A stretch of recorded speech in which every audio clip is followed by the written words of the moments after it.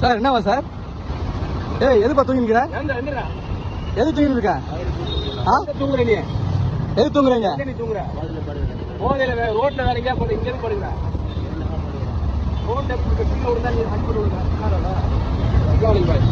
நல்லா இருக்குதா? பார்த்து 22. ஆமா ஆமா ஆமா.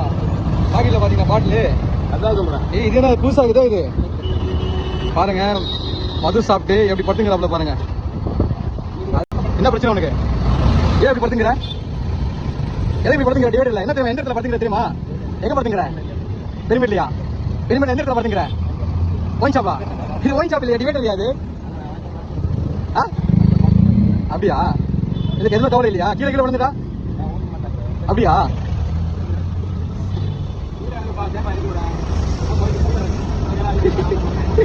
போதை பாத்தீங்களா எப்படி இது?